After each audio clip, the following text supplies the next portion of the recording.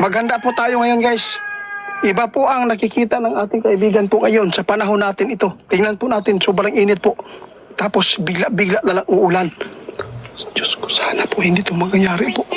Kaibigan, sana po ay hindi po ito mangyari po sa Pilipinas po yung kinatatakutan po ninyo. Alam ko po, kaibigan, meron pong handa na. Pero mas marami po yung hindi handa. Guys, nakakatakot po itong ipinapaabot ng ating kaibigan. Yung fault line po, kaibigan, gaano po baka taas na? Guys, sobrang taas na po talaga yung fault line po nakikita natin kaibigan. Hindi na po talaga maganda. Kapag ito ay bumigay, malakas po itong pagyanig. Ayaw po natin na matulad tayo sa Myanmar, guys. Ilang libo yung namatay. Gusto ko malaman, kaibigan, kung ano lang tabi-tabi lang guys pasensya na kayo kung itong matanong ko yung Manila ba, kung tatamaan po siya ng 7.7 magnitude, ilan po ba ang taong pwedeng mamatay dito at masamdan?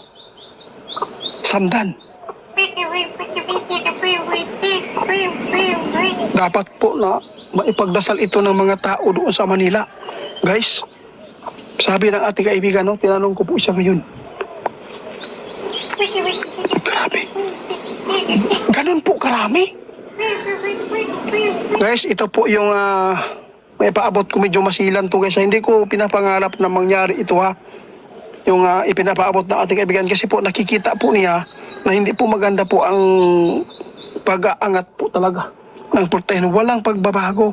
Tapos ayaw po ni kaibigan na matulad po tayo sa Myanmar. Nakita ng ating kaibigan na pinakamalaking damage po yung Manila, Luzon Luzon po talaga pinuntirya po ng ating kaibigan ngayon. Dahil po marami po mga building po doon na matataas.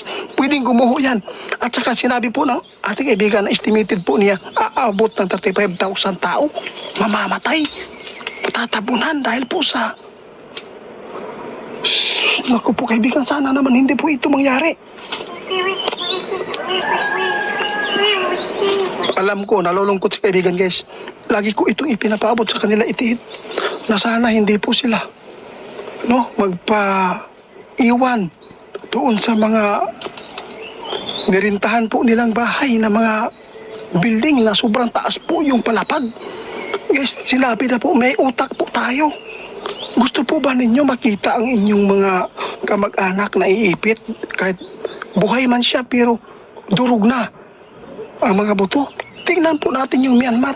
Marami tayong pwedeng malikasan na pwede po tayong safety. Kaibigan,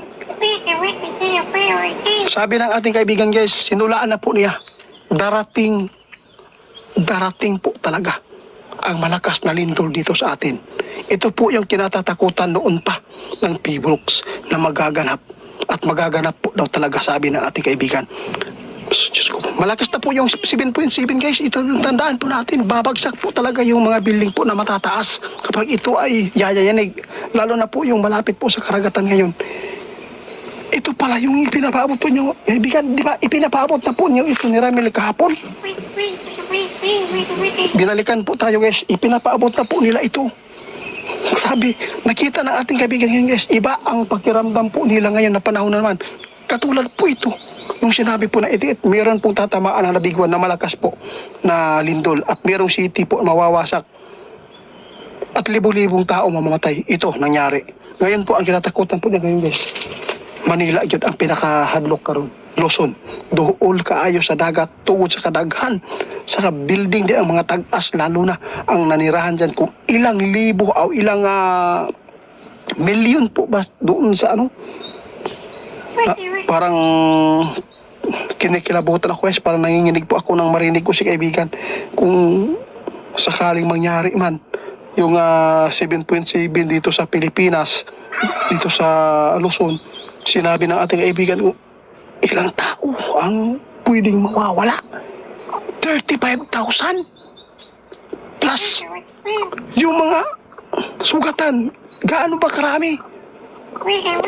Pwedeng aabot po ng 50,000. Grabe naman to kaibigan. Sana po guys tulungan natin ipagdasal po ang ating mga kababayan ngayon guys, na sana na wala pong mga mangyayari nga tulad po doon sa Myanmar po ayun, napakasakit tingnan na yung mag-ina no, naipit dahil po sa kanilang tirahan na malalaking mga gusali. So, Diyos ko po kaibigan, ano po pa itong nangyayari ngayon sa buhay ng mga tao? Sana po yung mga tao lang sana na mga masama, sana sila po yung matatabunan, hindi yung mga tao na mga buting ginagawa.